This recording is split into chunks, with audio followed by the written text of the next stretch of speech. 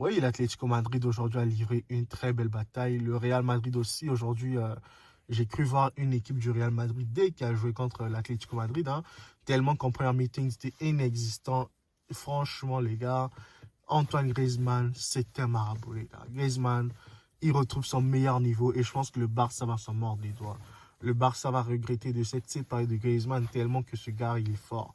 J'aurais même oublié que c'était un match de Coupe du Roi, parce que non, pas Super Coupe, la Super Coupe est passée récemment, mais c'était un match de Coupe du Roi, les gars. Tellement que le Real était dominé, c'était un match intense. On a vu du beau jeu, on a vu des belles actions, des belles accélérations et tout. Une équipe du Real Madrid qui a répondu présent en seconde mi-temps. Pour moi, le plus grand gâchis du Real Madrid, c'est de s'être séparé de Alvaro Morata. Morata aurait dû rester au Real Madrid, hein. S'il était resté, les gars, il ferait de très très bonnes choses pour le Real Madrid. Aujourd'hui, il a marqué son but, le gars.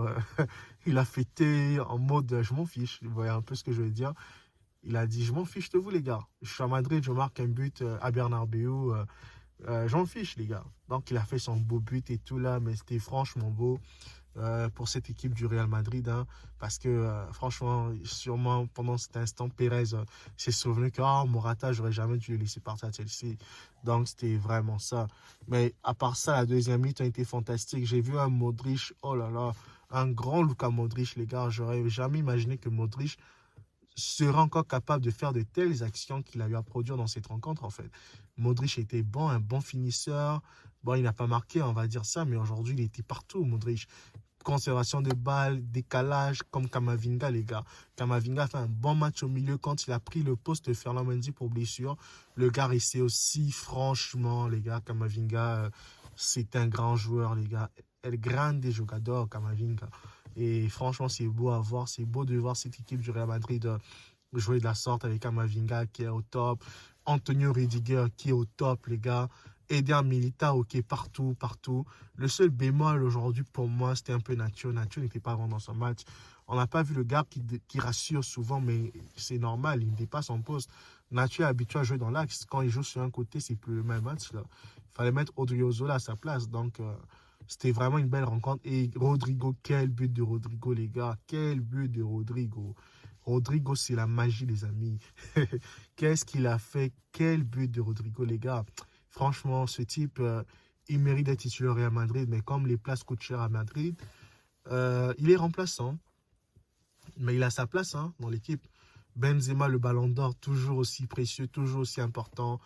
Vinicius Junior, toujours précieux, le gars Vini. Aujourd'hui, il a répondu de la plus belle des manières à des cancres qui se mettent à suivre les matchs de soccer. Alors que le soccer est un moment de partage. Le soccer est un moment qui unit les peuples, qui regroupe des gens dans des pays en crise. On organise toujours du soccer pour rassembler les peuples, pour unir le peuple. C'est le sport le plus populaire du monde. C'est pas pour rien que les stars du football, quand ils vont partout, les gens cherchent toujours à s'agripper autour d'eux parce que le football rassemble du monde, là, les gars. C'est pas ce qu'on a vu aujourd'hui en Espagne. L'Espagne, aujourd'hui, là, ça me fait penser à l'Italie, les gars. Moi, quand je vois un match du championnat italien, puis que je vois des sportifs de la Lazio de Rome faire ce qu'ils sont en train de faire, parce que pour moi, la référence en Italie, c'est la Lazio de Rome, les gars. Les supporters là-bas, ils sont débiles, parce qu'ils sont racistes, mais ils ont des joueurs noirs qui jouent dans leur club. Et en tout cas, aujourd'hui, l'Atlético Madrid, pour ne rester qu'à eux, euh, ils ont des joueurs noirs qui jouent pour eux, mais personne ne s'offusque de ce qui se passe, en fait. On se demande à la limite, est-ce qu'ils cautionnent ça eux aussi? Est-ce que ils ont perdu des boulons? Mais ce sont les mêmes gars. Demain, quand ils vont signer à la Lazio de Rome, ou bien ils vont aller jouer dans le championnat d'Italie, quand ils vont être victimes du racisme, ce seront les premiers à crier sur tous les toits pour dire que non, on ne nous aime pas, on fait ci, on fait ça. Mais quand ils jouent dans des clubs racistes, là, ils ne s'offusquent pas. Ils ne font pas bouger les choses, ne font pas avancer les choses, mais ils se taisent, quoi. En tout cas, c'est vraiment déplorable, en fait. Moi, quand je vois des gars comme Godobiaré, Nibdo, tout ce monde qui sont là, qui jouent pour l'Atlético Madrid avec des supporters ultra racistes, qui font des effigies comme ça à l'encontre d'un joueur, quand lui reproche de danser, le gars danse, Vinicius Junior. Si c'est la samba, hein? Joe Gabonito danse, Vini. T'as pas besoin de demander la permission à quelqu'un en Espagne pour venir danser. Et quand à l'époque, je vois un gars comme Coquet venir défendre des imbéciles comme ça, bah, tu te dis, mais vraiment, le football, il est malade, les gars. Donc, c'est un peu ça. Et franchement, je suis dépassé. C'est juste la chose horrible de la journée de cette rencontre. Mais comme je l'ai dit tantôt, Vinicius Junior, il a répondu de la plus belle des façons en marquant contre l'Atlético Madrid et en clouant le bec à ses racistes supporters d'Atlético. Donc, c'était un peu ça. Je ne dis pas que tous les supporters d'Atlético sont racistes, mais au moins une bonne partie l'est.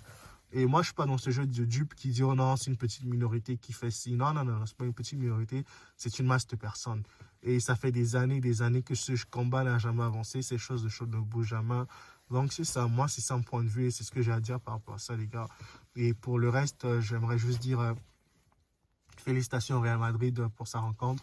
Et les prochains matchs vont promettre d'être intéressants parce que je crois qu'il y aura un match retour en championnat entre l'Atlético et le Real Madrid encore.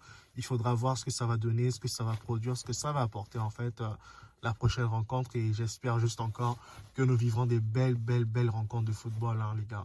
Parce que le plus important, n'oublions pas, c'est le beau jeu, c'est le soccer, c'est ce qui est beau, c'est ce qui est merveilleux sur les rencontres de football. Et aujourd'hui, la meilleure équipe a gagné sur 120 minutes parce que Savic s'est fait exclure de façon assez stupide à mon sens. Hein.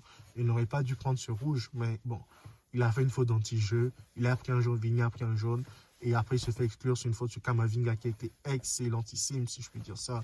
Donc c'est un peu ça, les gars. Valverde a fait aussi son match. En tout cas, cette équipe du Real Madrid, elle reprend de l'énergie et va reprendre sa forme initiale.